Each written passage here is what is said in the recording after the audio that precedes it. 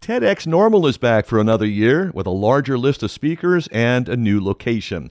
Kate Harold Brown is the curator for the annual speaker event. It's scheduled for Saturday, April 20th from 10 to 1 at the Astroth Community Education Center at Heartland Community College.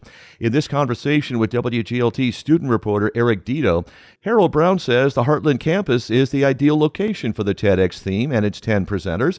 This year, the theme is making change. This is a theme that we came up with, really talking about AI. We said, we want to do some kind of event around AI. And there's so many things out there. And we thought, well, it's got to be more than AI. There has to be something else. And we talked about how the innovations that happen all the time are not just a one and done situation. They evolve over time. They're iterative.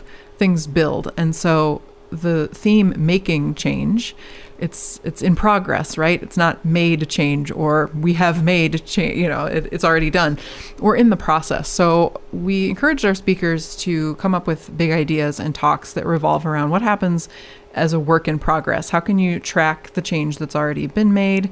How do you move forward and sort of in the middle? And I think that Bloomington-Normal really is in the middle of a lot of change. The housing situation, different construction and growth and expansion. And how do we tell that story from inside the change rather than looking back and going and say, oh, we did that?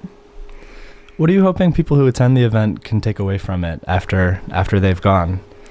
I hope that they will take away how exciting it is to be in this community right now.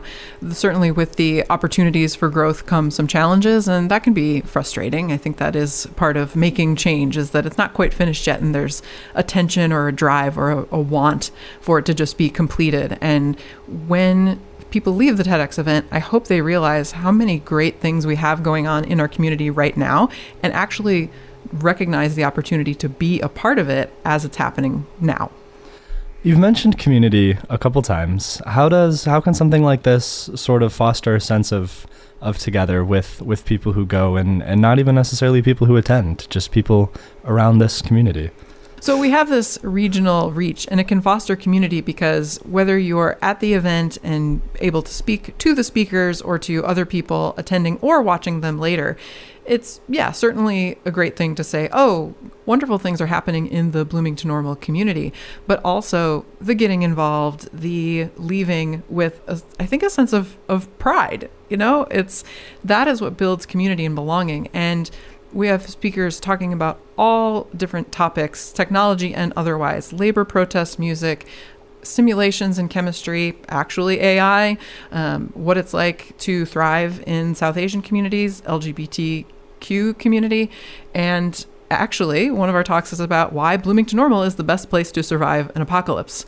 So that sense of community is not just, this is who we are as individuals, but wow, we have a lot of different people who are working on a lot of different things, and that mix of interests and ideas is what I think builds that community. What kind of discussions are you hoping that these talks can kind of spark? I think the discussions around what makes Bloomington-Normal a place not just to be, but to grow and thrive and make change. Like, what do you want this community to be, and how can you be an active part of it? I think those discussions are happening in lots of different parts of our community, but through the TEDx event, I hope we can bring everybody together and find the similarities of what's going on in those different places and how we can move forward together. I think that there's always a discussion of, why did you stay? I'm one of those folks who came to Bloomington-Normal to go to ISU, and I never left. And so there's a sort of bloom where you're planted. And I know that there's a lot happening with the Economic Development Council asking that same question. Why do people stay in Bloomington-Normal? And for transplant folks coming from other places, why do they stay? And I think that's a really big question. And for those of us who have stayed, we have an answer, and it's, well, we're here. There's something great about the community that's kept us. But I think being able to articulate that is something that an event like this can help with. Can you tell me, just kind of in your words, what it means to challenge the ordinary, provoke thought, and drive transformative action? Wow. That is a big question. What does it mean to do those things? I think challenging any kind of status quo means being willing to stand out. There's a bravery and a courage, and I commend all of our speakers. I'm a former speaker myself, so I know what it takes to stand on that stage and share an idea that is unpopular or has never been heard of or just feels a little bit out of the ordinary. And it's a willingness to be seen and to know that there will be some people who disagree. And I do think the strength of that community is having people who will stand beside you, whether or not they agree with your idea, but to say this person is brave enough to share that.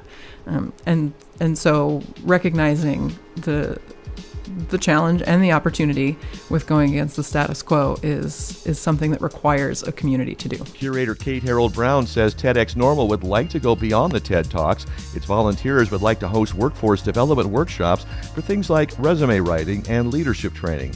You can see a list of speakers for the April 20th event at TEDxNormal.net. Harold Brown spoke with WGLT student reporter Eric Dido.